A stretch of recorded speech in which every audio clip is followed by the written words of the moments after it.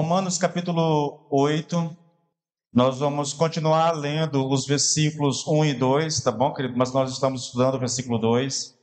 O texto diz assim: portanto, agora nenhuma condenação há para os que estão em Cristo Jesus, que não andam segundo a carne, mas segundo o Espírito. Porque a lei do Espírito de vida em Cristo Jesus me livrou da lei do pecado e da morte. Vamos orar ao Senhor mais uma vez, queridos, tá bom? Senhor, nós louvamos o Teu nome, Pai. Nós bendizemos a Ti, Senhor. Estamos na Tua presença e agora, Pai, nós queremos focar em ouvir a Tua palavra, Senhor. Pedimos graça, pedimos o auxílio do Espírito Santo, Senhor, meu Deus, Pai, a compreensão daquilo que nós vamos falar. Eu peço ao Senhor, meu Deus, que de fato o Senhor possa iluminar o nosso entendimento, Senhor, de maneira que a palavra não só faça sentido para nós, mas que ela de fato possa operar em nossos corações, Pai, trazendo, Senhor, meu Deus, Pai, alegria, trazendo, no caso da palavra que vai ser ministrada hoje, Senhor, segurança para nós, Pai, em nome de Jesus. Fale, Senhor, meu Deus, através da Tua palavra ao nosso coração. É o que nós te pedimos em nome do Senhor Jesus Cristo. Amém. Queridos, nós estamos diante de um texto que eu vou repetir isso quantas vezes eu achar que devo repetir. É um dos textos mais importantes da Bíblia, sabia? Porque a proposta desse texto é trazer segurança para aqueles que estão em Cristo Jesus, tá? A intenção do Senhor, né, com essa palavra é nos dar segurança, é nos dar a graça de podermos viver a nossa vida com o Senhor em paz, em segurança, não sobressaltado, não viver com medo de perder a salvação, com medo de estar perdido dentro da casa de Deus, mas perdido ao mesmo tempo. Então, a proposta é essa. Versículo 1 é muito claro. Deixa o texto lá, tá bom? Deixa o versículo 1 e 2 lá, se puder, juntos os dois. É muito claro, irmãos. Portanto, agora não há nenhuma condenação para aqueles que estão em Cristo Jesus.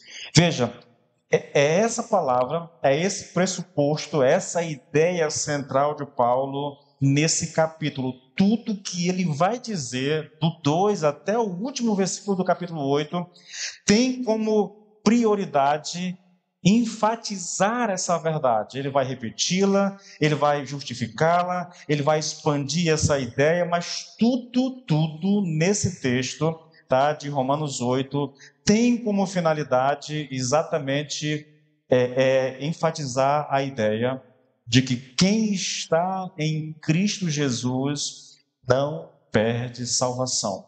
Não há, quando eu digo não há condenação, querido, estou dizendo que uma pessoa que está em Cristo, ela está segura na sua relação com Cristo. Vou um pouquinho além. A despeito do seu pecado, ela não perde o seu lugar em Cristo Jesus, tá? É essa a ideia de Paulo. E por que ele diz isso? Tá? Ele faz essa afirmação, ela é categórica, irmãos, ela é assim, de uma importância que você não consegue imaginar, na verdade, o que está escrito ali. A intenção, veja, Paulo está terminando a sua carta, tá? Vamos chamar aqui, a sua teologia sistemática a respeito da salvação, tá? Ele está concluindo o seu argumento final a respeito de salvação, e ele encerra colocando exatamente isso. Olha, depois de tudo que eu disse a vocês a respeito de justificação pela fé, de salvação, de propiciação, de expiação, de tudo que foi falado a vocês, a conclusão é essa aqui. Quem está em Cristo está seguro. Quem está em Cristo não está mais debaixo de nenhuma condenação. E ele começa o versículo, o capítulo assim, e ele termina o capítulo da mesma maneira, irmãos, repetindo praticamente a mesma coisa com outras palavras. Ele diz lá, porque eu estou certo, ou estou bem certo, de que nem a morte, nem a vida, nem os anjos, nem os principados, nem as potestades, nem o presente, nem o porvir, nem a altura, nem a profundidade, nem alguma outra criatura nos poderá separar do amor de Deus que está em Cristo Jesus, nosso Senhor. Então, essa ideia, do começo ao fim do capítulo, é essa a mensagem do apóstolo.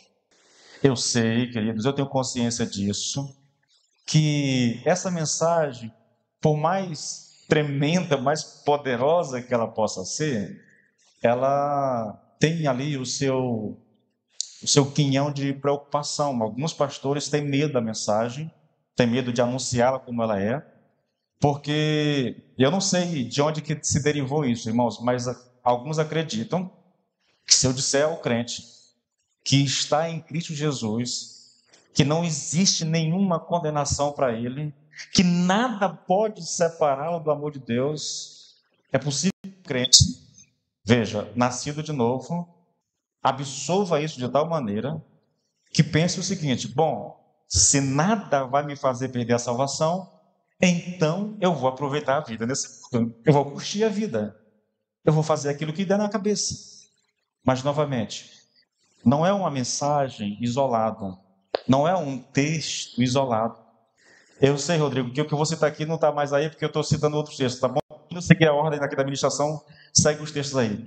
Mas lá em Romanos 6, 3, querido, há um questionamento que responde praticamente essa dúvida e esse medo no coração dos pastores.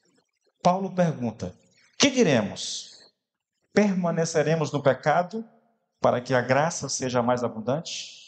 Isso é dito porque no finalzinho do capítulo 5, Paulo disse que onde abundou o pecado, superabundou a graça de Deus.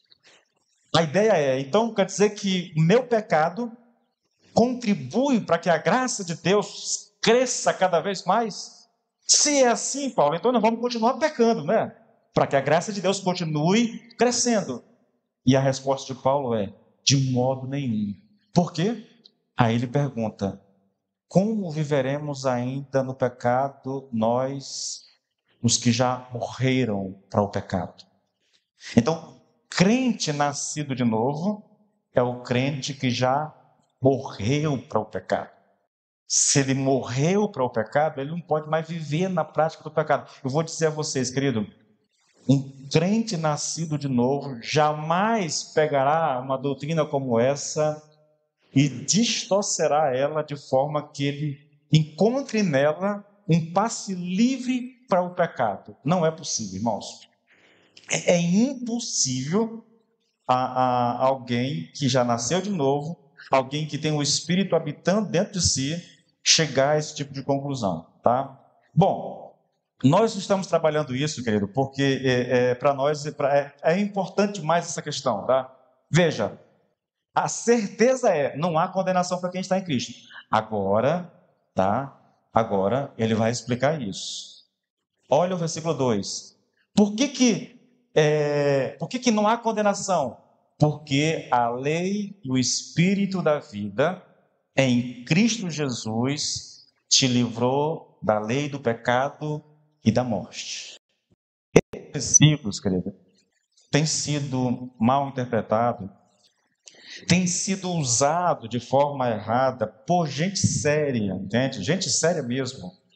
E existe uma ideia, ela não é nova, e eu até acredito, pelo menos na minha caminhada com Cristo, eu não ouvi exatamente nesses termos que eu vou colocar aqui para vocês, tá bom? Mas como foi uma ideia muito forte, foi uma ideia defendida por um grupo muito grande de cristãos, né? No passado, a gente está trazendo aqui para mostrar a vocês que é possível pegar uma doutrina como essa e interpretá-la de tal forma que ela se transforme numa heresia. Tá? Então, alguns acreditam que o homem de Romanos 7, que nós estudamos aqui detalhadamente, é um homem que estava vivendo, ele era um homem salvo, mas que estava vivendo no pecado, sofrendo com o pecado, a ponto de gritar: miserável homem que sou. Esse homem de Romanos 7, dizem ele, tinha sido justificado, mas ele ainda não tinha experimentado a sua santificação. Para um grupo de pessoas dentro da igreja evangélica, essa santificação é uma coisa chamada de segunda bênção. Você experimentou, você nasceu de novo, você é um novo homem, mas está sendo subjugado pelo pecado. Por quê? Porque você ainda não experimentou a segunda bênção, não experimentou ainda o batismo com o Espírito Santo, tá? Você ainda não experimentou o batismo com o Espírito Santo. Então, o homem de Romanos 7, para muitas pessoas, tá? Deixa eu te dar um detalhe aqui. Romanos 7, de 1 a 6, a abordagem ali é de um crente, de um cristão. Do 7 em diante, já não é mais exatamente um cristão. Nós vimos na nossa interpretação de Romanos 7 que basicamente a gente trata de 3 pessoas ali. De um crente, tá? De uma pessoa que conheceu o Evangelho, mas ainda não nasceu de novo. E o outro aqui é um homem que tem consciência do que a lei exige dele, mas ele não consegue viver à altura daquilo que a lei exige. Ele sabe que a lei é boa, ele sabe que a lei é de Deus, que a lei é perfeita, ele sabe que Deus quer que ele viva de acordo com a lei, mas ele não tem poder em si para isso. Então, basicamente, eu trato de 3 personagens em Romanos 7. Do 1 ao 6 é do cristão, do 7 até o 12 é um outro personagem, do 13 até o final é um terceiro personagem. Isso está na nossa exposição de Romanos 7. É muito interessante isso, tá? Então, o homem de Romanos 7 é esse homem, dizem essas pessoas, que mesmo tendo nascido de novo, gente, eu vi o Hernani Dias Lopes defender isso, tá? Para mim, um dos maiores pregadores do Brasil hoje, depois de Nicodemos, é Hernani Dias Lopes. Ele defendendo isso. O pessoal da teologia reformada, boa parte deles acreditam que o homem de Romanos 7 é crente. Mesmo o homem que grita: miserável homem que sou, quem me libertará do corpo dessa morte? Tá? Eu já disse a vocês que eu não consigo acreditar, não vejo como justificar isso. Irmãos, eu gastei quase 10 mensagens falando sobre isso, mostrando que não é possível, na verdade. Então, quando vira a página, nós temos Romanos 8, e aí o homem de Romanos 8 é o homem que experimentou a segunda bênção, querido. Eles defendem esse texto aqui, eles acreditam que esse texto aqui fala de santificação, que a essência do texto é santificação. Daí surgirem 2 escolas, tá? A respeito dessa questão da doutrina da santificação, baseado nesse versículo 2 aqui. A primeira é aquela que defende aquilo que é chamado de santificação completa ou perfeccionismo cristão. Um dos principais defensores dessa doutrina era John Wesley, né? Ele dizia que os crentes poderiam experimentar essa obra transformadora do Espírito Santo e esse poder do Espírito Santo na vida do crente libertaria ele completamente do pecado, tá? É uma coisa assim meio estranha, mas foi uma doutrina muito forte na época de John Wesley, tá bom? Eu diria que parte do cristianismo naquela época, uma parte cria nessa doutrina aqui. Então, foi um ensino muito forte. Depois, uns, contrariando esse ensino, defendiam não exatamente uma santificação completa, não a possibilidade de, numa experiência com o Espírito Santo, você ser completamente livre do poder do Espírito Santo. Mas eles falavam, querido, de um princípio de neutralização do elemento do pecado que existe no ser humano. Esse princípio é o Espírito Santo também, tá bom? É o Espírito Santo também. E a ideia deles é: enquanto eu estiver em Cristo, o Espírito Santo habitando em mim, ele vai me capacitando a vencer o pecado dia a dia, momento a momento. Defende praticamente a mesma ideia. Essas pessoas, querido, acreditam que o termo que Paulo usa aqui, lei do pecado e da morte, é uma referência e tem o sentido de Deus me libertar do princípio do mal que há em mim, tá? Eles dizem que a explicação para esse termo aqui, lei do pecado e da morte, é o que está lá em Romanos 7:23, tá? E lá em Romanos 7:23 ele fala da lei do pecado que habita em meus membros. Eu já disse a vocês que o sentido desse texto, desse termo, a lei do pecado que habita em meus membros, não é essa libertação do mal que há em mim, tá? Não é exatamente essa a interpretação. Porque não pode ser, querido. Aí eles aplicam isso, dizendo que lei do pecado tem o mesmo sentido de Romanos 7,23, e, portanto, o Senhor me libertou desse pecado que habita em mim. Por isso, a ideia de uma santificação completa, tá bom? Eu coloquei isso para vocês e eu disse que essas interpretações elas estavam erradas, na verdade. E eu fiz aqui algumas objeções.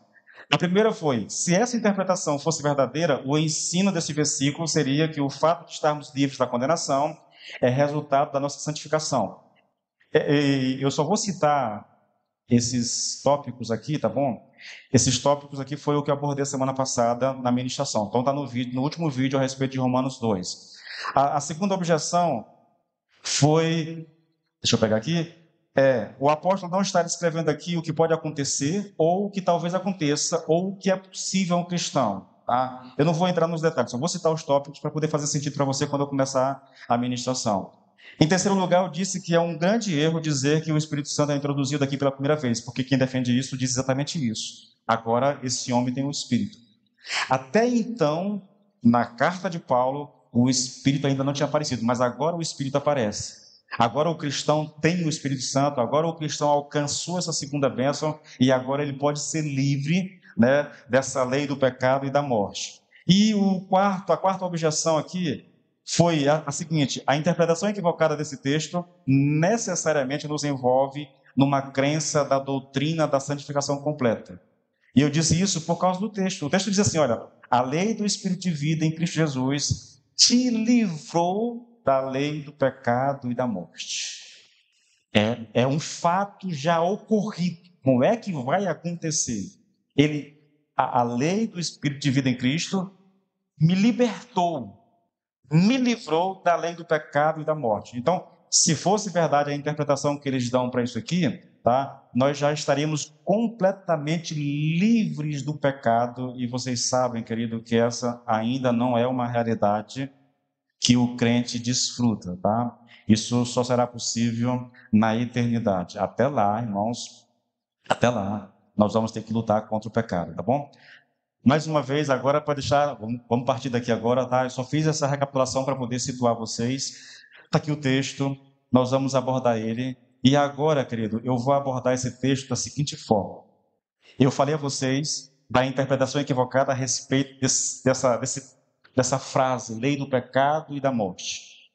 As outras correntes doutrinárias dizem que isso significa a libertação do pecado, do mal que há em mim. Tá? Todo ser humano, ele carrega o pecado consigo. O crente, mesmo que ele não esteja debaixo do poder do pecado, o pecado ainda habita o seu corpo. Nós vimos isso exaustivamente em Romanos 6 e 7. Tá?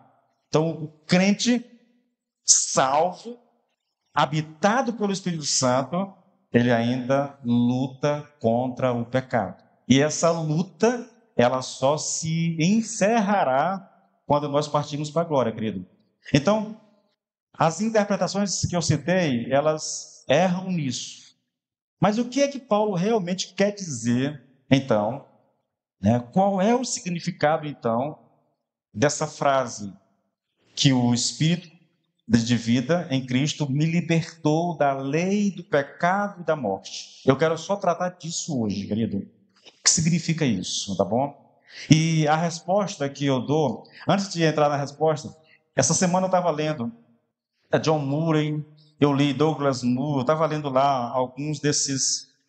Só um instantinho. Eu estava lendo alguns desses comentaristas famosos, entendeu?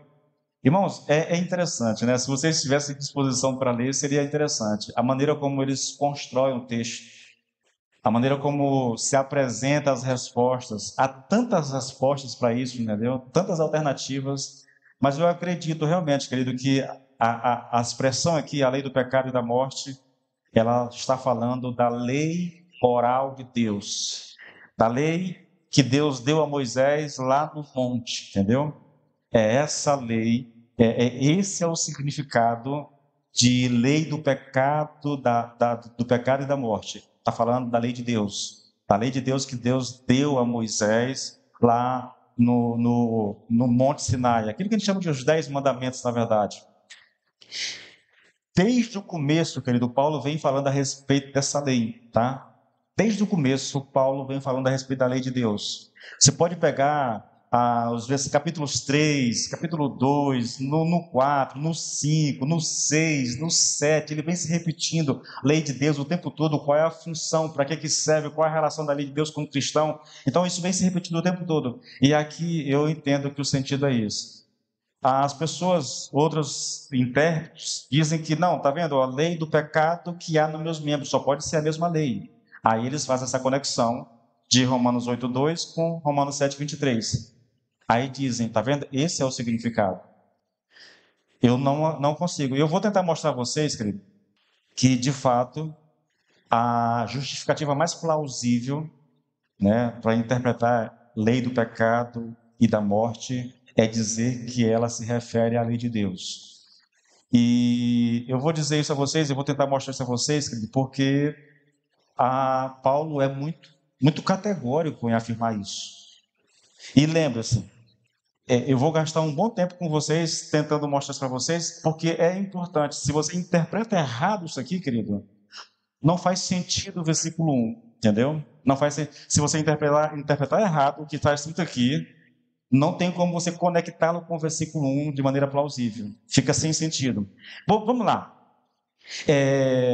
A pergunta é, né? Posso afirmar realmente que essa lei do pecado e da morte é uma referência à lei moral de Deus?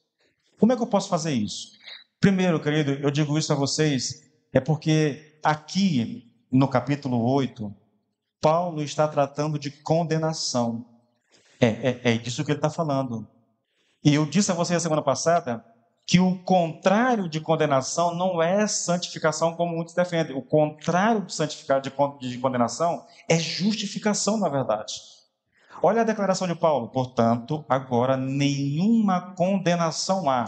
Né? Nós somos libertados dessa condenação. Como?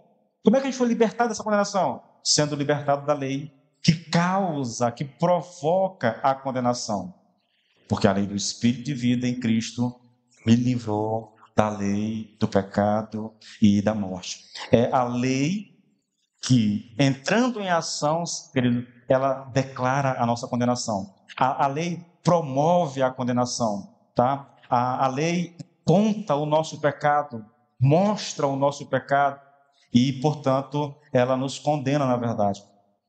Veja que coisa interessante, irmãos. Olha, essa lei que promove a condenação não é a lei do pecado que está em meus membros. A lei do pecado que está em meus membros, ela fala do pecado que habita em todo ser humano, tá? A lei que promove a condenação é a lei de Deus. Olha um texto interessante. Aí pode Romanos 3:31, queridos. Anulamos então a lei por meio da fé? De modo nenhum. Pelo contrário, confirmamos a lei. Lei aí é a lei de Deus, tá? Quer dizer, Paulo, ele está finalizando o capítulo 3 aqui, né, apresentando a justiça de Deus. Aí ele termina dizendo assim: quer dizer então, Paulo, que a lei, nós só vamos anular a lei por meio da fé? A fé agora, ela põe de escanteio a lei de Deus? Ele vai dizer: não, não, não. A fé não escanteia a lei. A fé, na verdade, confirma a lei. Queridos, é possível provar essa interpretação? É possível, querido, dizer que de fato Paulo está se referindo aqui à lei de Deus? Eu vou tentar te mostrar isso, querido, citando um monte de textos bíblicos, tá bom? Então, se você é bom de Bíblia, ou acompanha aí, ou então acompanha aqui na tela. Romanos 1:16 e 17. Olha o que Paulo diz: pois não me envergonho do evangelho, porque é o poder de Deus para a salvação de todo aquele que crê. Primeiro do judeu, também do grego, porque a justiça de Deus se revela fugiu aqui, só um minutinho. Porque a justiça de Deus se revela no Evangelho, de fé em fé, como está escrito: o justo viverá pela fé. Agora veja, Paulo está aqui, ele está exultando, ele está se gloriando no Evangelho de Cristo. Por quê, querido? Por que Paulo não se envergonha desse Evangelho? Se você olhar para o versículo 18, do mesmo capítulo 1, Lá vai estar escrito assim, olha, a ira de Deus se revela do céu contra a impiedade e injustiça dos seres humanos, que por meio da sua injustiça suprimem a verdade. A pergunta é, onde foi revelada essa ira de Deus contra o pecado? E a resposta é, particularmente, ela é revelada na lei. A lei aponta pecado. A lei aponta o homem debaixo da ira de Deus. A lei diz o que Deus espera do homem, mas ao mesmo tempo que a lei mostra o que Deus espera do homem, a gente percebe que esse homem não consegue, é o que está escrito lá em Romanos 7, entendeu? Esse homem não consegue viver à altura da lei. Então, a lei foi dada, Paulo vai dizer lá no Romanos 3,20, ela foi dada para mostrar o nosso pecado, para apontar o propósito da lei não é salvar aquele que a obedece, até porque ninguém consegue obedecer a lei satisfatoriamente. O propósito da lei é mostrar ao homem o seu pecado. Por que o homem está debaixo da lei de Deus? Porque ele está em pecado contra Deus. Por que o homem está debaixo da lei de Deus? Porque ele vive em desobediência a Deus. Ele não consegue entender que não dá para viver a sua vida tentando se salvar como os judeus fizeram, entendeu? Obedecendo a lei, entendeu?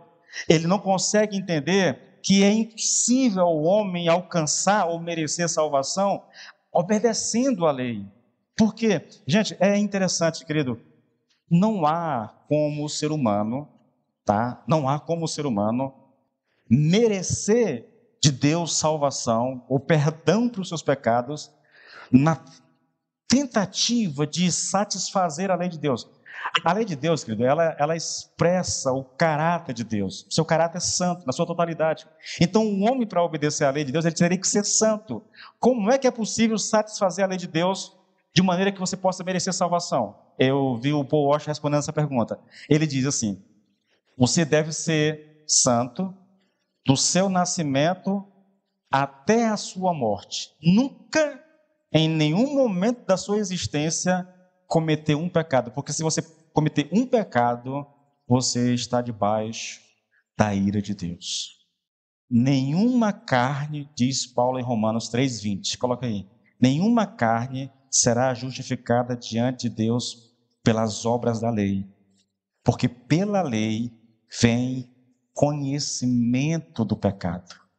Se você voltar um versículo atrás, querido, Paulo diz, ora, Romanos 3,19, ora, nós sabemos que tudo que a lei diz, né, aos que estão debaixo da lei o diz, para que toda boca esteja fechada e todo mundo seja condenável diante de Deus. A lei, querido, ela nos condena. A lei nos dá o conhecimento do pecado. Conhecer o pecado envolve condenação. Eu sei que Deus espera de mim santidade, mas eu não consigo responder a isso. Quando eu tenho consciência disso, querido, eu entro num estado de condenação, porque eu sei o que Deus quer de mim, mas não consigo fazê-lo. Na verdade, Romanos 7 diz: aquilo que eu sei que eu devo fazer, eu não faço, e aquilo que eu sei que eu não devo fazer, é exatamente isso que eu faço. A lei te diz: olha, o caminho é esse aqui, segue por ele. Mas o homem, o crente, não consegue seguir por esse caminho satisfatoriamente. Vez ou outra, ele vai tropeçar. Vez ou outra, ele vai andar fora desse caminho. Entende, querido? A lei condena. É essa a ideia. Agora, Romanos 4,15. Porque a lei produz a ira, mas onde não há lei, também não pode haver transgressão. A ideia aqui é que a lei sempre vai resultar em ira. Ela sempre produz condenação. Irmãos, isso está por todo canto. Romanos 5,20. Veio, porém, a lei para que a ofensa abundasse. Olha o que Paulo está dizendo, irmãos. A lei veio para que a ofensa abundasse. O ensino é muito claro, irmãos. A lei nunca foi dada com a intenção de salvar. A intenção da lei sempre foi apontar o pecado. Ou seja, a lei tem a função de condenar. Grave bem isso, querido. É interessante observar algumas pessoas que tentam e acham que realmente podem agradar a Deus satisfazendo a lei de Deus. Aconteceu com os Gálatas. Se você já estudou a carta, você sabe disso. Aqueles irmãos começaram no Espírito, vivendo na liberdade do Espírito, e depois eles tentaram se voltar para a lei e tentar satisfazer a lei. Irmãos, é loucura isso, querido. É loucura. Olha Romanos 7,13. Tudo isso aqui eu estou tentando te mostrar que a lei condena. A lei condena. Lei do pecado e da morte é uma referência à lei de Deus. Por que Paulo chama de lei do pecado e da morte? Porque ela condena. Porque ela condena, querido. Olha Romanos 7,13. Então aquilo que é bom se tornou morte para mim. O que é bom aqui no texto, querido? É a lei de Deus. Então a lei de Deus se transformou em morte para mim. E Paulo vai dizer, de modo nenhum, pelo contrário. Obrigado. Pelo contrário, por meio de uma coisa boa, causou-me a morte. O pecado, para se mostrar pecado, por meio de uma coisa boa, causou-me a morte, a fim de que, pelo mandamento, o pecado mostrasse toda a sua força de pecado. Novamente, querido, a ideia não é que a lei de Deus é ruim. A lei de Deus é boa, perfeita e agradável. A lei de Deus é a lei de Deus, reflete o caráter de Deus. O problema não é exatamente a lei. A lei diz o que tem que ser feito. A lei aponta o caminho. É Deus te instruindo. Olha, viva por esse caminho. O problema é que nós temos um negócio chamado pecado que habita em nós, querido, e que não nos permite seguir por esse caminho como nós gostaríamos de seguir. O que o pecado usou aqui para provocar a morte desse texto aqui, irmãos? Ele usou a lei de Deus. A lei foi a ferramenta usada pelo pecado para causar a nossa morte. Então, a dedução que a gente pode chegar é: a lei provoca, a lei causa, a lei produz condenação. E, gente, eu poderia citar isso aqui até exaustivamente. Vamos lá, irmãos. Eu citei tudo aqui em Romanos. A lei condena, a lei condena. Deixa eu sair um pouquinho de Romanos e eu te mostrar isso aqui em outros livros. 1 Coríntios, capítulo 15, versículo 56. Lá está escrito assim: o aguilhão da morte é o pecado, e a força do pecado é a lei. Está aí no texto? Olha o segundo texto, é o mesmo texto, agora numa outra tradução. Coloca aí, novamente. É um outro texto, mas numa outra tradução. 1 Coríntios 15, 56. O que dá à morte o poder de ferir é o pecado, e o que dá ao pecado poder de ferir é a lei. Está aí não, Rodrigo? Acha bem? Em última análise, irmãos, é a lei que produz morte. O pecado aqui é uma causa subsidiária, secundária, na verdade. Novamente, irmãos, o que dá à morte o poder de ferir é o pecado, e o que dá ao pecado o poder de ferir é a lei. Então, sintetizando isso aqui, tá? A morte é causada pela lei. Isso aqui é a nova tradução na linguagem de hoje, tá bom, gente? Ela é bem interessante para a gente olhar o texto. Mas você quer ver uma coisa mais emblemática ainda? 2 Coríntios 3, do 7 até o 9. Eu vou ler isso pausadamente. Ouça isso aqui, querido, olha. E se o espírito da morte... Irmãos, olha a maneira como Paulo se refere à lei de Deus. Paulo está aqui falando da lei de Deus dada a Moisés lá no Monte Sinai. Olha como ele se refere. E se o espírito da morte, gravado com letras em pedras, se revestiu de glória a ponto de os filhos de Israel não poderem fixar os olhos na face de Moisés por causa da glória do seu rosto, ainda que fosse uma glória que estava desaparecendo, como não será de maior glória o mistério do Espírito? Porque se o ministério da condenação teve glória, então muito maior proporção será glorioso o ministério da justiça. Paulo chama a lei de Deus, é uma lei que condena, tá? O ministério da morte gravado em pedras, né? Com letras em pedras, e depois do versículo 9 ele chama isso aí de o ministério da condenação. A lei de Deus é referida aqui por Paulo como ministério da condenação. Irmãos, se você não entender isso aqui, a lei condena, é isso. Por que o Espírito de vida em Cristo Jesus nos libertou da lei do pecado e da morte? Porque a lei do pecado e da morte é a interpretação disso aqui, o sentido dessa frase é a lei de Deus.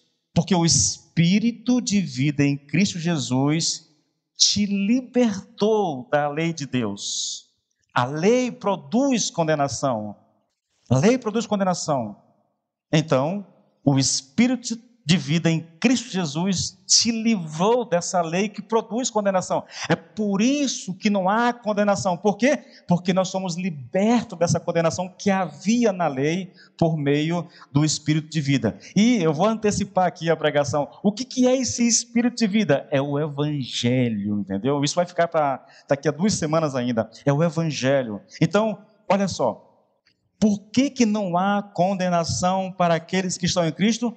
Porque o Evangelho nos libertou da condenação da lei. E por isso que não há condenação para nós, querido. Eu estou sintetizando e antecipando muita coisa do que eu ainda vou dizer, entendeu? Então, veja, irmãos, a lei de Deus é a lei da morte. A lei de Deus é a lei que traz condenação. Essa é a primeira razão pela qual eu sugiro que a frase a lei do pecado e da morte significa lei de Deus. Agora, um segundo motivo, querido, tá? Para afirmar que a lei do pecado e da morte é uma referência à lei de Deus, está em Romanos 7. Romanos 7. Esse é um texto fundamental, querido, para nós entendermos, tá bom? Olha só, Romanos 7, do 7 ao fim do capítulo, Paulo faz aqui um grande esforço para provar que por causa da condição caída do homem, a lei de Deus produz sempre e inevitavelmente 2 resultados. Quais são esses resultados que a lei de Deus produz? O primeiro dela é o pecado. A lei produz pecado, irmãos. É interessante isso, né? A lei de Deus leva ao pecado. A lei de Deus inflama as paixões do pecado que estão em nossos membros. Romanos 7,5, Paulo diz isso. Pois quando éramos controlados pela carne, as paixões pecaminosas despertadas pela lei ou inflamadas pela lei atuavam em nossos corpos de forma que dávamos frutos para a morte. A lei leva ao pecado. A lei desperta o pecado, entendeu? Inflama, querido. Esse texto, irmãos, estabelece um pressuposto fundamental que Paulo vai desenvolver a partir do versículo 7 até o 12, tá?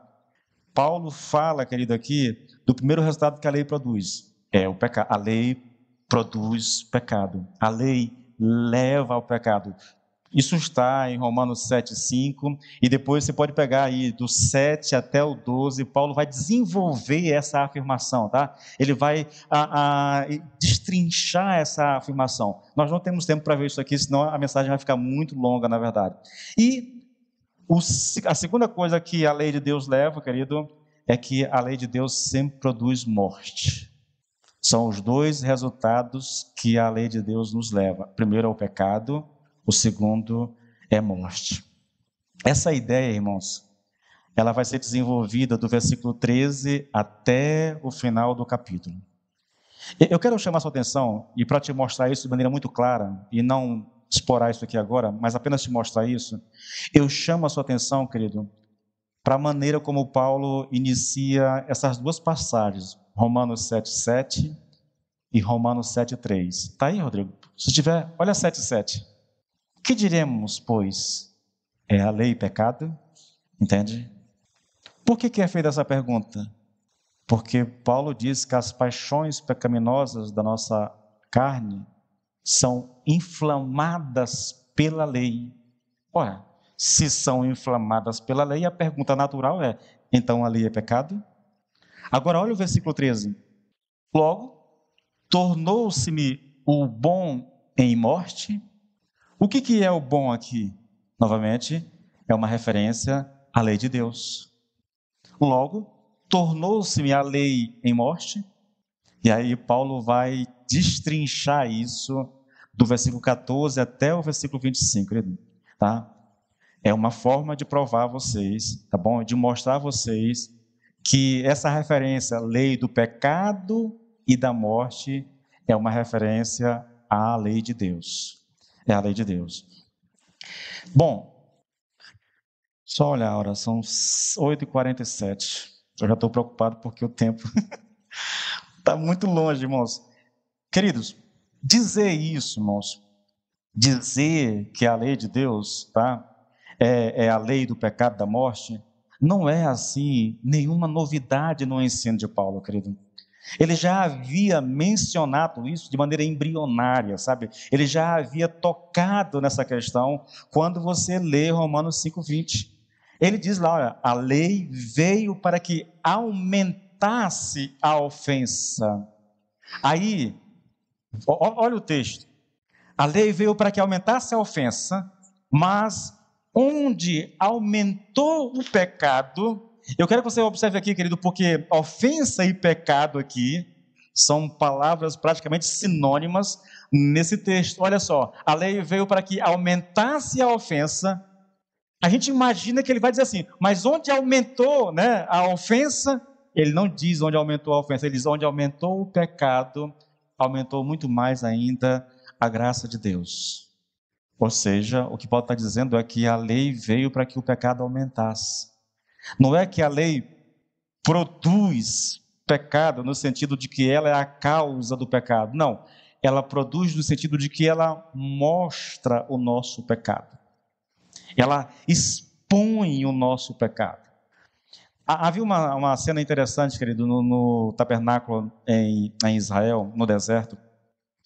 Era quando o sumo sacerdote, ou então os sacerdotes, quando eles entravam no santo lugar, tá? Não no santo dos santos, mas no santo lugar para oferecer o incenso, eles tinham que primeiro sacrificar, né, o altar de sacrifício. Depois que eles sacrificam, eles saem do altar de sacrifício, eles vão para o santo lugar. Mas antes de entrar no santo lugar, eles passavam por uma espécie de bacia de água, onde eles tinham que lavar as mãos e os pés, se não me falha a memória, antes de entrar. Alguns estudiosos defendem uma ideia que eu gosto muito.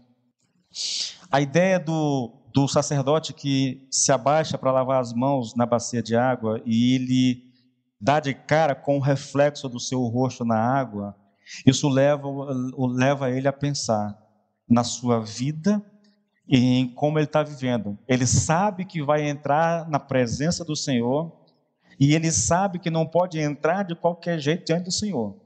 Né? Um sacerdote que entra em pecado diante do Senhor, ele vai ser morto. O sumo sacerdote, no dia da expiação, quando ele ia oferecer o sacrifício lá no Santo dos Santos, era amarrado uma corda no tornozelo do sacerdote e a ponta da corda ficava lá fora. Porque se ele entrasse ali, por algum motivo, mesmo depois de uma semana de banhos purificatórios, de todo o sacrifício que ele fez, se ele tivesse algum pecado, irmãos, na hora que ele entra na presença do Senhor, no Santo Santo, onde estava a arca, eles, meu Deus, que é isso? Se ele entra em pecado, ele era morto instantaneamente, e ninguém poderia ir lá buscá-lo, ele teria que ser puxado pela corda, tá? Sabe de uma coisa? Eu sei que eu vou sair um pouco do texto, mas isso me faz pensar na nossa vida cristã. E um dos pensamentos mais aterradores, querido, que um crente pode alimentar no seu coração, né, é que hoje nós não temos, eu não vou generalizar, tá bom? Vamos lá. A maioria dos cristãos hoje não tem temor de Deus. Não tem, irmãos. Vamos entrar na presença de Deus. O cara nem sequer para pensar como é que ele está. É simplesmente fecha os olhos e pronto, de qualquer jeito. Aqui para nós, algumas pessoas não se dão ao trabalho nem mesmo na ceia de parar um pouquinho, refletir na sua vida, sondar o seu coração, para saber se ele pode realmente vir aqui à frente, querido. Perdeu o seu temor, irmãos.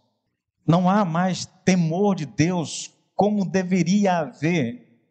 As pessoas estão cada vez mais, eu não sei se por causa da pregação, eu não sei se por causa das muitas igrejas, né, do falso evangelho pregado, mas as pessoas estão perdendo o temor de Deus. Imagine você vivendo lá no Velho Testamento, você é sumo sacerdote e vai ter que entrar no Santo dos Santos para oferecer o sacrifício. Irmãos, uma semana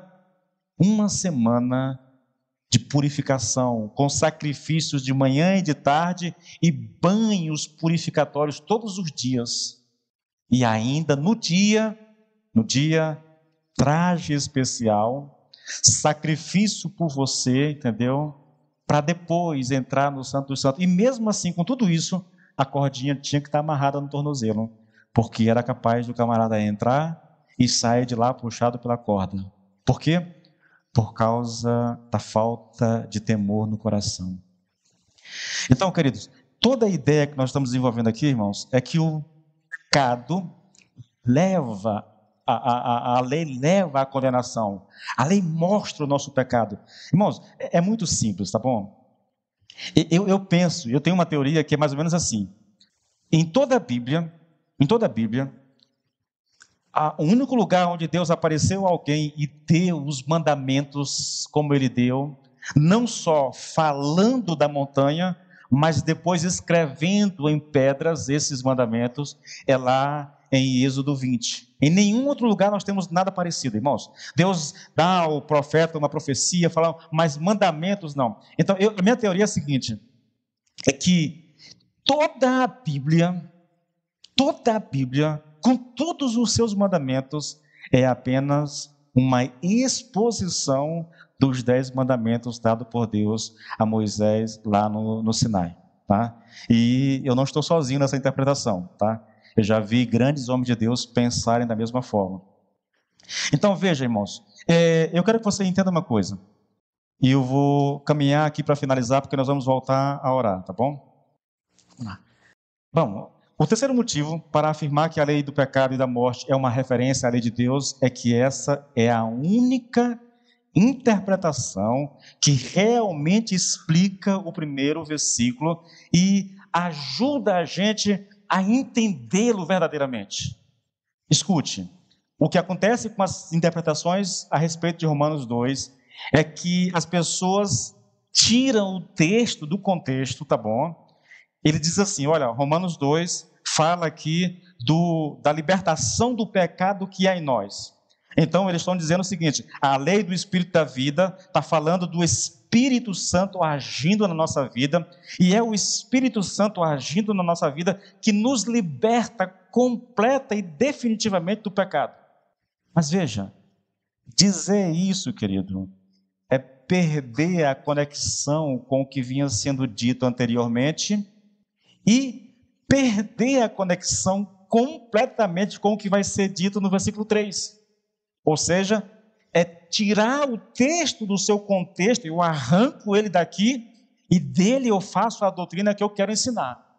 Deixa eu te dar um exemplo do que eu estou falando aqui, irmãos. Olha, a outra interpretação abordada aqui, nesse versículo 2, diz que a lei do pecado e da morte é uma referência à lei do pecado que está em meus membros. Novamente, eu estou citando aqui Romanos 7, 23, porque lá Paulo fala da lei do pecado que há em meus membros. Então ele está dizendo, é a mesma coisa, tem o mesmo sentido. Só que lá em Romanos 7, 23, a lei do pecado que está em meus membros fala do pecado que habita em todo ser humano. É isso que Paulo está falando lá, entendeu? Se o sentido aqui, Romanos 2, é o mesmo de Romanos 7, 23, então quer dizer que o crente foi libertado completamente de todo o pecado que habita nele. E vocês sabem que isso não pode ser verdade, irmãos. Não pode. O problema dessa interpretação é que ela não explica o versículo 1. Na verdade, querido, essa interpretação, ela nos leva a uma conclusão absurda e herética a respeito do versículo 1. Não há condenação para aqueles que estão em Cristo. Por quê? Porque o Espírito Santo nos libertou do pecado que há em nós. Mas como que ele me libertou do pecado e nós continuamos pecando? Não faz sentido, irmãos. Não, novamente, é por isso que algumas pessoas acreditam numa santificação total, num perfeccionismo cristão.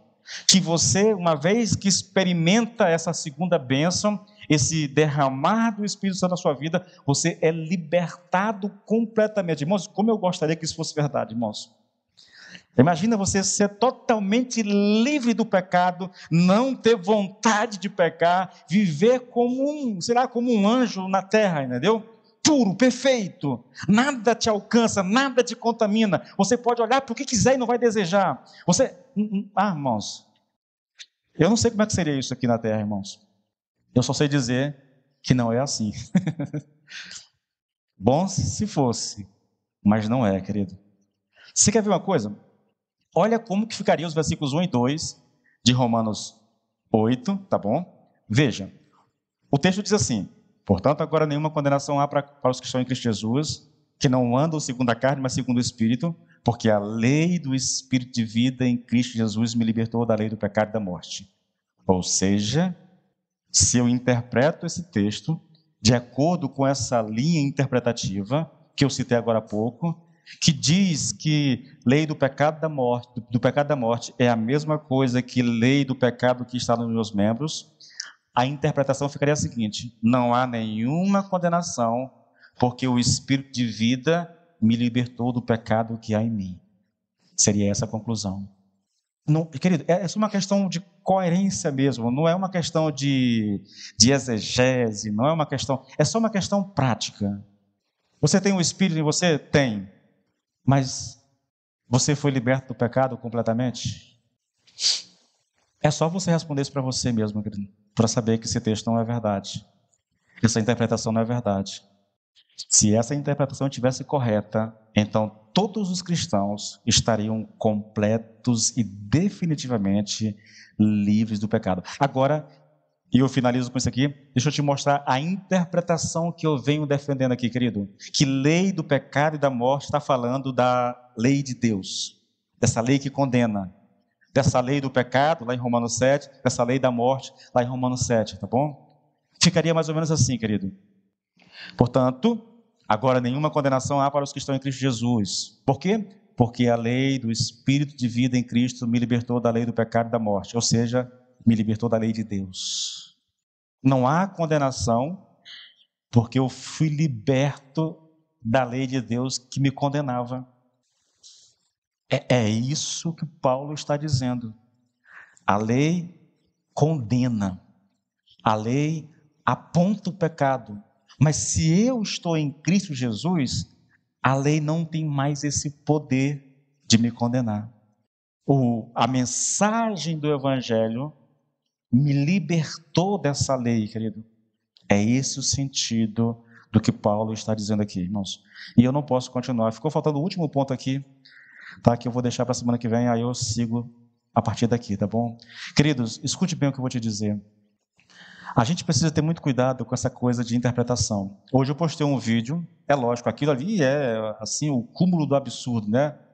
É um pastor adventista falando que a essência do cristianismo não é a cruz, nem nascimento de Jesus, nem ressurreição. A essência se dá no... Como é o nome que ele usa lá, meu Deus do céu?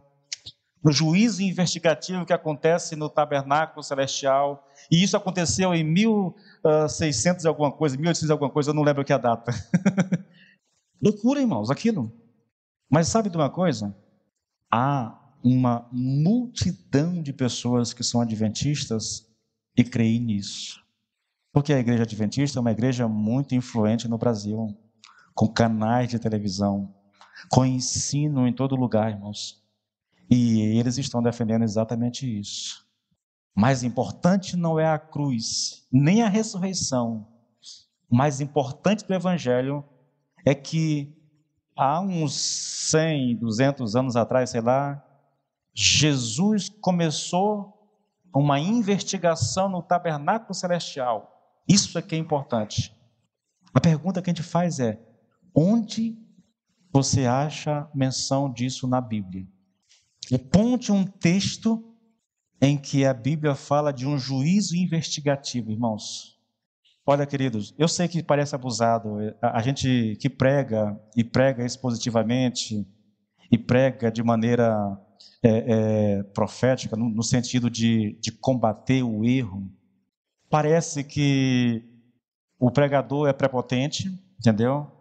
Parece que ele quer se colocar acima dos outros, querer saber mais do que os outros, mas eu garanto a vocês, querido, que em nenhum momento, e Deus conhece meu coração mais do que qualquer um de vocês, mais do que eu, Deus sabe que eu não tenho a intenção de tal pretensão. A minha intenção, querido, é manter você focado no Evangelho.